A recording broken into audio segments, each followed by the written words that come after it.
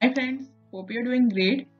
आज मैं कुछ कंसेप्ट डिस्कस करूंगी जो आपने आईपीसी लेवल पे पढ़े होंगे कंपनी लॉ में, बट वो फाइनल लेवल के लिए भी जरूरी है ताकि आपकी कंसेप्चुअल क्लैरिटी ज्यादा अच्छी है, specially for director chapter. First concept है कंपनी में कितनी तरह की अप्रूवल होती है। देखो, बोर्ड अप्रूवल लेने के तरीके होते हैं दो तरह के, एक तो है बोर्ड रेजोल्यूशन और दूसरा होता है unanimous resolution. Board resolution pass किया जाता है बाय सिंपल मेजोरिटी डायरेक्टर, मतलब 51% बंदे फेवर में वोट करते हैं। जब यूनानिमस रेजोल्यूशन पास किया जाता है जब सब के सब डायरेक्टर जो प्रेजेंट है और जिन्हें वोट करने की पावर है वो सब के सब फेवर में वोट किया जाता है। यूनानिमस रेजोल्यूशन बहुत कम जगह यूज हुआ है, बोर्ड रेजोल्यूशन मोस्टली यूज होता है। मेंबर्स अप्रूवल लेने के तीन तरीके हैं, OR, SR and unanimous resolution. OR मतलब ऑर्डिनरी रेजोल्यूशन, जिसका मतलब है कि अगर वोट्स जो फेवर में कास्ट किए गए हैं वो ज्यादा है एज कंपेयर टू वोट जो कि अगेंस्ट में कास्ट किए गए हैं।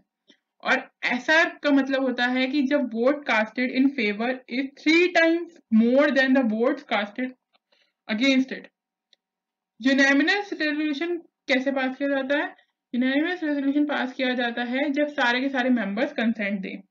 ये जो यूनानिमस रेजोल्यूशन का कंसेप्ट है हमें यूज होगा सेक्शन 186 और सेक्शन 203 जब हम डायरेक्टर्स का चैप्टर करेंगे। दूसरी कंसेप्ट है कंपनी में दो तरह के बिजनेस होते हैं, एक होता है ऑर्डिनरी बिजनेस एंड सेकंड होता है स्पेशल बिजनेस। ऑर्डिनरी बिजनेस के केस में हमेशा ओआर पास होगा, ये हमेशा एजीएम पे ट्रांजैक्ट होती है, इसके लिए कोई एक्सप्लेनेटरी स्टेटमेंट नहीं होती और यही चार मैटर होते हैं जो ऑर्डिनरी बिजनेस होते हैं, इसके अलावा कोई मैटर ऑर्डिनरी बिजनेस नहीं माना जाएगा। चार तरह के कौन से मैटर होते हैं? एक तो होता है फाइनेंशियल स्टेटमेंट या बोर्ड रिपोर्ट या ऑडिट रिपोर्ट, इस मीटिंग में कंसिडर की जाती है, जब एजीएम में हम कंसिडर करते हैं। डिविडेंड डिक्लेयर करने की काम, या फिर डायरेक्टर को जो रिटायरिंग डायरेक्टर्स को उसे रीअपॉइंट करना है, या रेम्युनरेशन फिक्स करनी है, अपॉइंटमेंट करनी है ऑडिटर की। ये चार काम जो है बहुत ही रूटीन नेचर के, हर साल हम करते हैं, तो यही चार काम जो है वो माने जाते हैं ऑर्डिनरी बिजनेस। इसके लिए ओआर पास होगा, ये एजीएम पे ट्रांजैक्ट हो गए। इसके अलावा बाकी सारे के सारे काम स्पेशल बिजनेस होते हैं। स्पेशल बिजनेस जो है ट्रांजैक्ट किए जा सकते हैं एजीएम पे भी और ईजीएम पे भी, इसके लिए ओआर भी पास होता है और एसआर भी, लेकिन इसमें कंपल्सन है कि आपको एक्सप्लेनेटरी स्टेटमेंट देना जरूरी है। नेक्स्ट कंसेप्ट जो आपको ऑलरेडी पता होगा, बहुत ही बेसिक है, वो है बॉडी कॉर्पोरेट। किसे कहते हैं? बॉडी कॉर्पोरेट मतलब company, LLP, foreign company, statutory corporation, but cooperative society उसमें इंक्लूड नहीं होगा। जो कोऑपरेटिव एक्ट में रजिस्टर्ड होती है, किसी भी लॉ में एक्ट रजिस्टर्ड होती है, वो नहीं इंक्लूड की जाएगी। ये कंसेप्ट बहुत ही बेसिक है। कंट्रोल आपको पता होगा, कंट्रोल की डेफिनेशन इंक्लूसिव डेफिनेशन है। कंट्रोल कैसे होता है?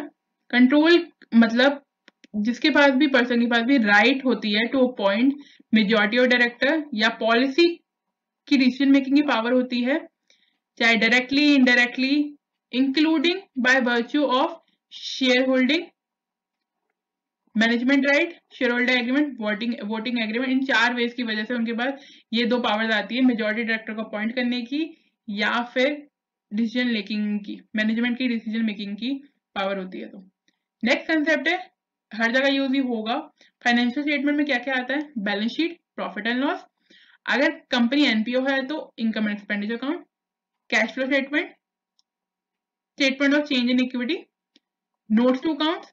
और इन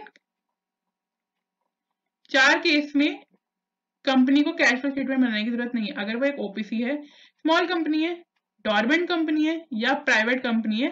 बट प्राइवेट कंपनी कौन सी? जो स्टार्टअप है। स्टार्टअप की डेफिनेशन अलग है, इसका मतलब ये नहीं जो कंपनी नई नई इनकॉर्पोरेट हुई है। इसकी डेफिनेशन 5 साल तक कंपनी को स्टार्टअप मानने के लिए करती है, लेकिन वो आपके हमारे सिलेबस में नहीं है अभी। नेक्स्ट जो डेफिनेशन ये बहुत ही इंपॉर्टेंट है डायरेक्टर्स चैप्टर के लिए, वो है केएमपी। केएमपी किन्हें मानते हैं कंपनी लॉ में? केएमपी मतलब CEO, MD, manager, CS, whole time director, CFO या such other officer not more than 1 level below the director who is in whole time employment and as designated as KMP, या कोई भी other officer जो भी prescribed हो। Officer किसे कहा जाता है कंपनी लॉ में? ऑफिसर मतलब डायरेक्टर, मैनेजर, केएमपी या कोई ऐसा पर्सन जिसकी डायरेक्शन एंड इंस्ट्रक्शन पर बोर्ड एक्ट करता है। नेक्स्ट कंसेप्ट जो इंपॉर्टेंट है वो है फाइनेंशियल ईयर। हम सबको पता है फाइनेंशियल ईयर स्टार्ट होता है 1 अप्रैल से, खत्म होता है 31 मार्च को, बट इसमें एक एक्सेप्शन है स्मॉल सी, कि अगर कंपनी इंकॉर्पोरेट हो रही है 1 जनवरी के बाद या 1 जनवरी को, तो उसके केस में उसका फाइनेंशियल ईयर एंड होगा 31st day of March of the following year. मतलब कि सिंपल लैंग्वेज में कहूँ तो अगर 1 जनवरी 2021 को कंपनी इंकॉर्पोरेट हुई है तो उसका फाइनेंशियल ईयर एंड 31 मार्च 2021 नहीं माना जाएगा, उसका फाइनेंशियल एंड माना जाएगा 31 मार्च 2022। ये एक प्रोविजो है कि आप कंपनी चाहे तो कंसोलिडेशन के लिए डिफरेंट फाइनेंशियल ईयर भी यूज कर सकती है, बट उसके लिए सीजी का अप्रूवल लेना पड़ेगा, not so relevant. Next concept है officer who is in default.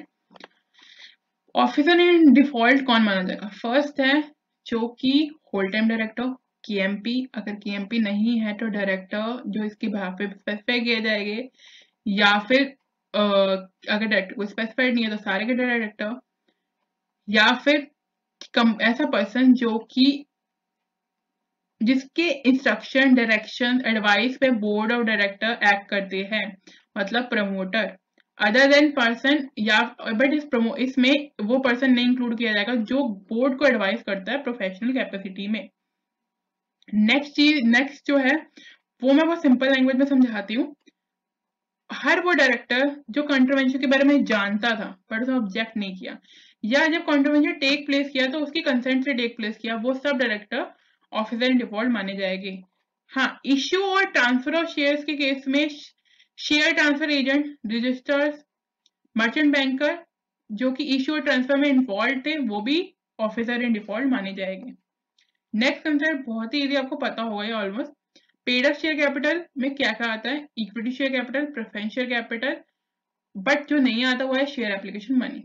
Next चीज है रिलेटिव की डेफिनेशन में कौन कौन आता है? अगर एचयूएफ है तो उसके मेंबर्स रिलेटिव माने जाते हैं, अगर इंडिविजुअल है तो husband wife, father mother including step father, step mother, son daughter including step son, brother sister including step brother, step sister and their spouse. But जो इंक्लूड यहाँ नहीं किया जाएगा वो है step daughter. Step daughter relative की definition में नहीं आता। स्मॉल कंपनी की डेफिनेशन बहुत इंपॉर्टेंट है क्योंकि ये अभी अमेंड हुई है लास्ट ईयर, और स्मॉल कंपनी के लिए कई सारे एग्जाम्पशंस हैं डायरेक्टर्स के चैप्टर में भी और भी कई चैप्टर्स में, तो ये डेफिनेशन जरूर याद रखना।